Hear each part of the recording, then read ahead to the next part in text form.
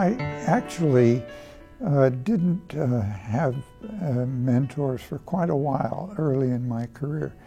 I had what you might call role models, people I admired and respected, but they were somewhat distant, and I didn't really receive any mentoring from them until somewhat later in my career. Well, I sensed that there was a detachment there that no longer exists in many places that are doing a good job. I think there's a movement to enhance the careers of all of these wonderful students and residents that we have. I don't think that existed many, many years ago, though. He was an exacting taskmaster and I think very demanding of himself and others, but in a caring way. There was no one harder on him than himself. I remember him saying things like, "Oh, William." I can actually hear him talking when I'm operating.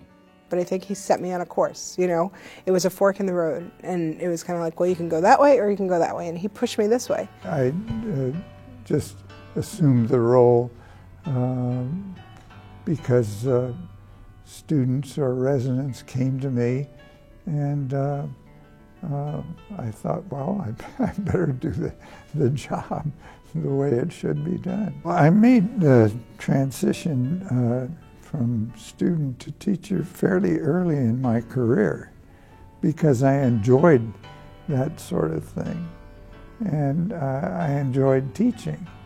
And I think that when I was a resident, I certainly began making that transition. I think teaching, you're talking about various and sundry scientific topics and issues. That's very different than mentoring someone, helping them with their career and their development. You have to know them, and you have to spend some time with them, begin to understand them and their attributes and so forth. I think they recognized that I welcomed their coming to me for advice. They were not put off by the professor who was sitting up there in his or her position that was so high that you can't touch them. I was just struck by the fact that this was, yes, a legend, but he was a legend with a heart. He really had very compassionate and caring, even about people that hadn't trained with him. So I was somebody who he hadn't mentored before, but he was very approachable, very helpful, very down to earth. There was one operation I did as a chief resident where I did a operation on some stomach and forgot to do a vagotomy. But I told him that, I had forgotten to do this part of an operation, and he said, if you think of it, if you did the other part of the operation, you shouldn't need it.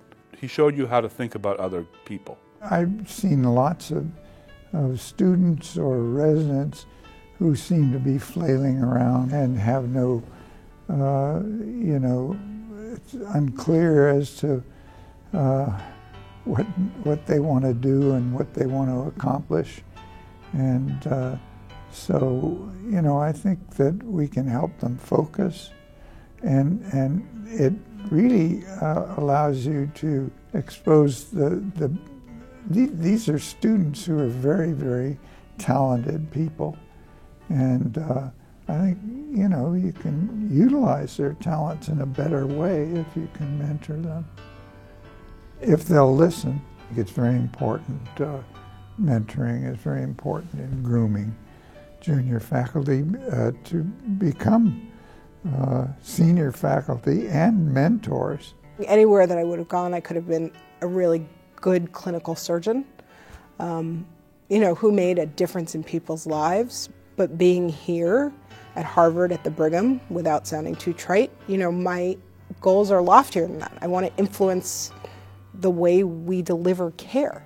I want to do more than just take care of one patient at the bedside. And I really believe that my conversation with Bill Siland set that in motion to a point where I could see myself doing that. Medicine and being a physician and the activities have changed a great deal.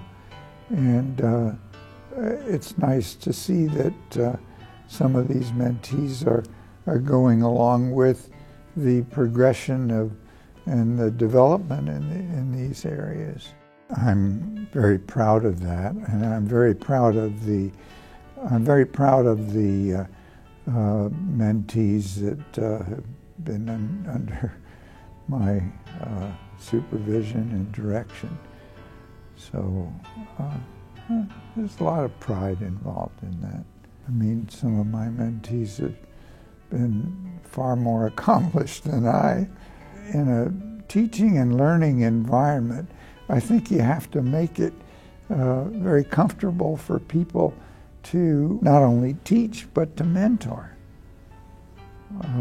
at any opportunity that comes along. I think that there has to be some sort of fundamental basic interest in helping others and helping young folks get along. People whom I mentored called me all the time. These relationships continue. And my wife has learned she knows all of these mentees pretty darn well. You establish yourself as a mentor and have young'uns watch you doing your job.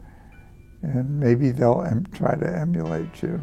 The award represents recognition of my attempts to mentor and to help the development of young folks. You'd like to be able to continue mentoring, and some of us get old and no longer are in a position to mentor people, and I think we need to have mentors coming along who will perpetuate this sort of activity.